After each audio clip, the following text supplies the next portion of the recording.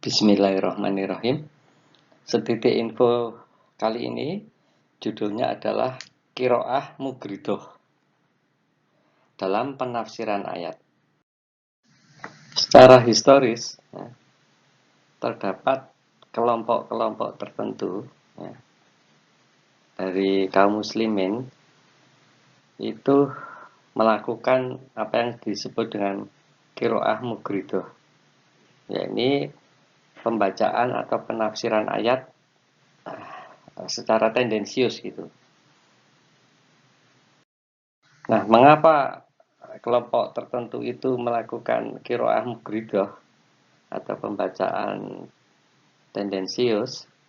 Itu dilatar belakangi oleh maksud-maksud tertentu gitu, atau ada agenda tertentu yang dibawa oleh kelompok tersebut ya untuk melakukan semacam katakanlah hegemoni atau memenangkan ya suatu kompetisi ya dan seterusnya gitu. Yang pada intinya adalah mereka mempunyai agenda tertentu yang kemudian dicarikan ya ayat-ayat yang sekiranya bisa mendukung agenda tersebut gitu.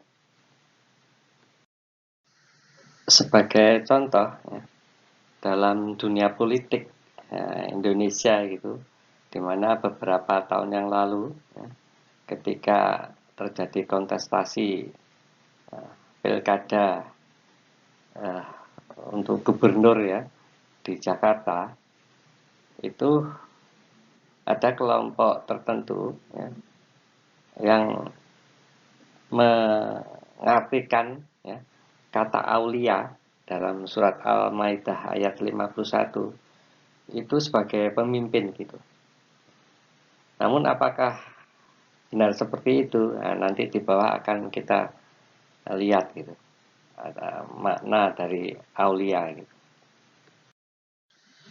Ketika pendukung salah satu kontestan di Pilkada Jakarta pada saat itu mengartikan aulia dalam surat Al-Maidah ayat 51 yang diartikan dengan atau sebagai pemimpin, maka tujuannya ya, atau agendanya adalah untuk menyatakan bahwa tidak diperbolehkan atau dilarang untuk memilih pemimpin yang non-muslim. Nah, kurang lebih seperti itu. Contoh lain dari qiraah mughridah ya, adalah memaknai kata jihad. Nah, ini semata-mata atau pada umumnya jihad diartikan oleh sebagian dari kaum muslimin itu dengan kata perang. Nah, nanti akan kita lihat apakah ada makna-makna lain selain itu. Orang-orang beriman, janganlah kamu menjadikan orang Yahudi dan Nasrani sebagai aulia. Mereka telah beraulia satu sama lain. Barang siapa di antara kamu menjadikan mereka aulia, maka sesungguhnya ia termasuk golongan mereka. Sungguh, Allah tidak memberi petunjuk kepada orang-orang zalim. Al-Maidah ayat 51. Secara literal, ayat di atas ya, bernarasi tentang larangan bagi kaum muslim untuk mengangkat orang Yahudi dan Nasrani sebagai aulia.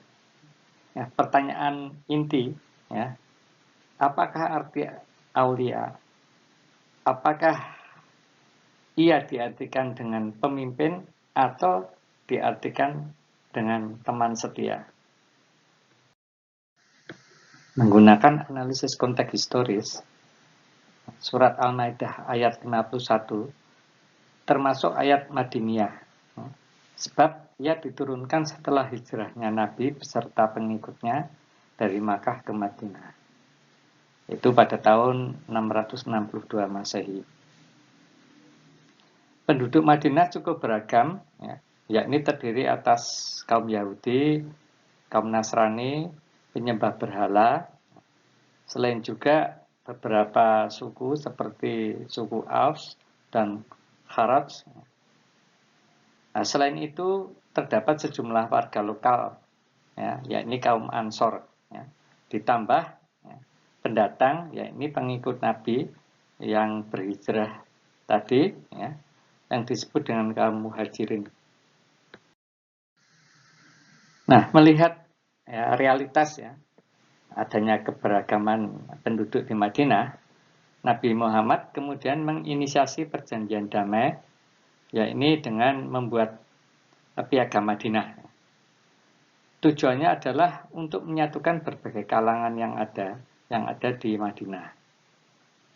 Dengan piagam Madinah diharapkan ya, dapat terbangun kerukunan, sikap saling bantu ya, dalam rangka membangun komunitas madani ya, menuju kemakmuran dan kemajuan Madinah. Namun setelah sekitar 2 tahun berjalan ya, dengan dibuatnya piagam Madinah yang merupakan kesepakatan bersama, hubungan antara umat Islam dan kaum Yahudi mulai tidak harmonis. Terlebih hal tersebut dipicu terjadinya perang ya, antara kaum muslimin dengan kaum musyrik Makkah ya, di tahun 624 Masehi. Ini dikenal sebagai Perang Badar. Pada saat itu orang-orang Yahudi di Madinah ya, kemudian banyak membuat kekacauan ya, keonaran, ya, penghasutan, ya, bahkan hingga pengkhianatan terhadap kaum muslimin.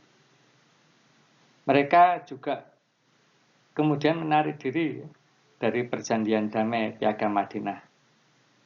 Nah, sementara itu kaum Nasrani, walau mengetahui sepak terjang kaum Yahudi, mereka memilih diam. Nah, ini diartikan bahwa kaum Nasrani ini mendukung tindakan orang-orang Yahudi. Sekelumit data sejarah ya, tersebut, ya ini peristiwa yang terjadi di Madinah, merupakan gambaran konteks historis makro, ya, yakni kondisi sosial yang melatar belakangi turunnya ayat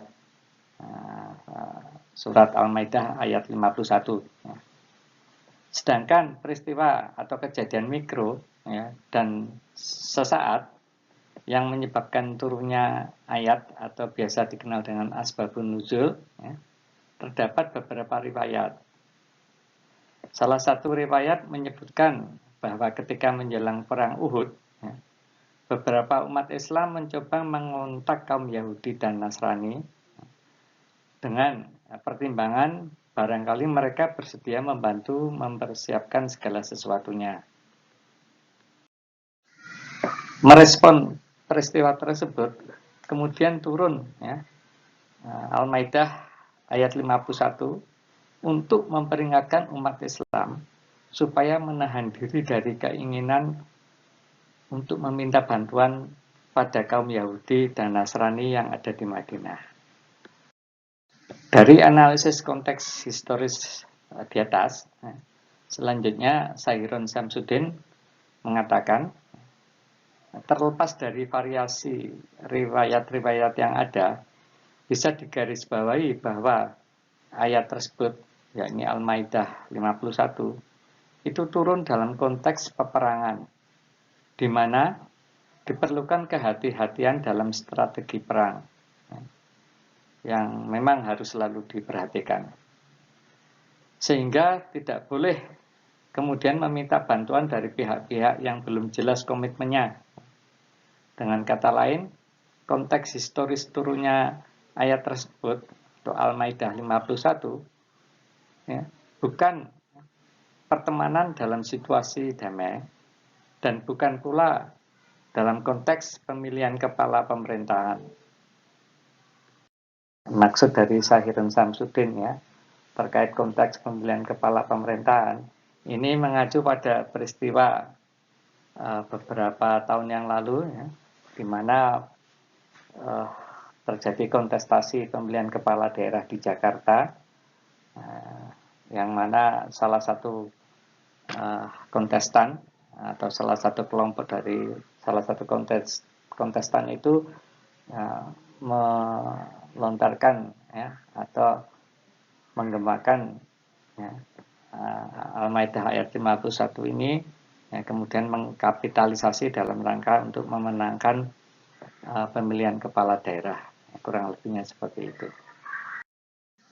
Ya, sedemikian sehingga pada saat itu Aulia itu digemakan ya, sebagai atau diartikan sebagai pemimpin gitu, sehingga dalam konteks ini larangan untuk menjadikan orang yang tidak beragama Islam, dalam hal ini orang Nasrani itu sebagai pemimpin. Kapitalisasinya itu kurang lebih seperti itu. Dari tinjauan linguistik, ya, khususnya bahasa Arab, itu kata aulia ya, merupakan bentuk jamak dari mufrad wali ya, yang berasal dari kata dasar al-wilayah atau al-walayah. Kata al-wilayah ya, mempunyai ya, kata benda pelaku atau isim fa'il wali. Ya. Jamaknya adalah ulat. Ya, ini sosok yang melakukan pengaturan, kekuasaan, dan tindakan. Sedangkan al-walayah mempunyai kata benda pelaku atau isim fa'il wali, artinya orang yang menolong. Jamaknya adalah aulia. Dalam teori penafsiran, untuk memahami sebuah kata, mufasir atau penafsir itu perlu memahami ya, audien historis ya, pada saat ayat tersebut diwahyukan. Audien historis di sini adalah orang yang menerima atau mendapatkan penyebaran dari wahyu. Dalam konteks ya, Al-Maidah 51, audien historis adalah Nabi dan para sahabatnya. Berikutnya, kata al ya, sebagai awalan pada al-Yahudi dan al-Nasaro itu menunjukkan ya, keadaan subjek yang diketahui ya, atau ma'rifah. Ya. Nah, dalam konteks ini itu dinisbatkan atau tertuju pada kaum Yahudi dan Nasrani tertentu ya. Nah, yakni yang hidup di Madinah, di mana mereka awalnya ikut dalam perjanjian damai ya, ke Madinah, namun kemudian berkhianat. Setelah melihat analisis linguistik ya, kata aulia juga sebab-sebab turunnya ayat atau asbabun nuzul, selanjutnya dilakukan analisis secara intertekstualitas. Ya, ini mencoba untuk menggali ya, sumber-sumber ya, di luar Al-Quran ya. Dalam konteks ini adalah hadis Nabi. Dengan demikian ya, dari analisis intertekstualitas yang mengacu pada hadis ya, yang menyatakan bahwa barang siapa memusuhi waliku, maka aku proklamirkan perang dengannya. Nah, ini jelas gitu. Kata wali di sini itu tidak mungkin atau muskil ketika diartikan sebagai pemimpin ya. Karena faktanya Nabi Muhammad adalah pemimpin tertinggi gitu, umat muslim gitu. Nah, dengan demikian kata aulia itu lebih tepat diartikan sebagai teman setia gitu.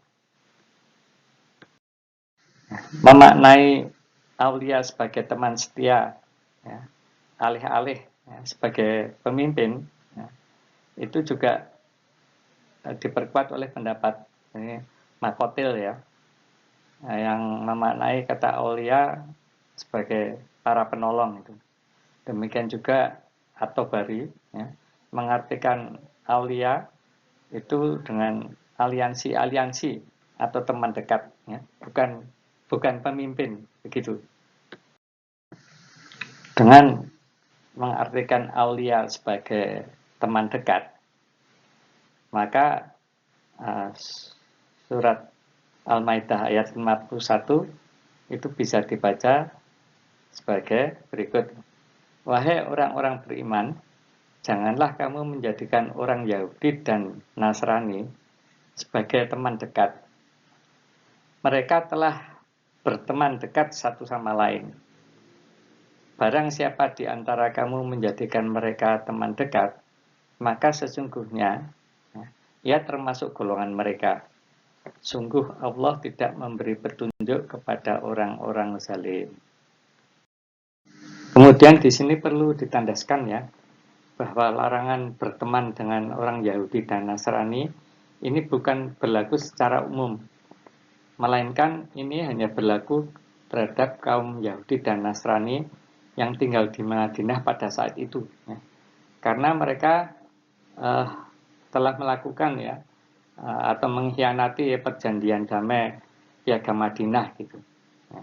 Kemudian juga kaum Nasrani memilih diam, artinya mereka cenderung untuk membela atau berpihak kepada kaum Yahudi gitu.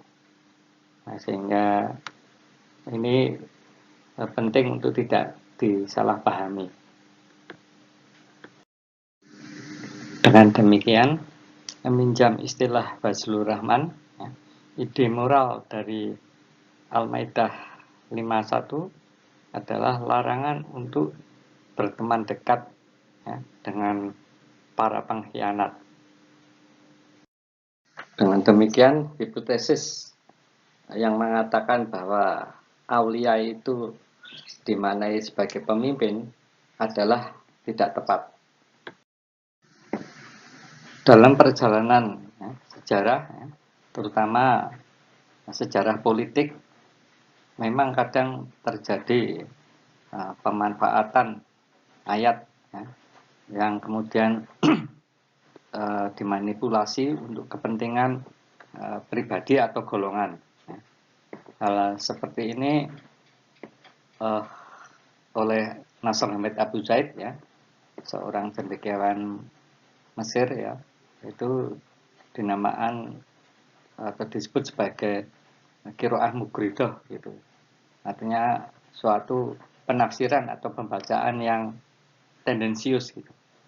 Bertendensi ya, yang berawal dari keinginan atau nafsu pribadi atau kelompok yang kemudian mencoba menggunakan ayat ya, untuk melakukan legitimasi dari maksud-maksud tertentu itu. Contoh lain dari qiraah mugridah ya, atau pembacaan atau penafsiran tendensius adalah memaknai kata jihad ya, semata-mata diartikan dengan perang. Memang diketahui bahwa banyak kitab fikih klasik yang di dalamnya memuat bab tentang jihad yang diidentikan dengan perang.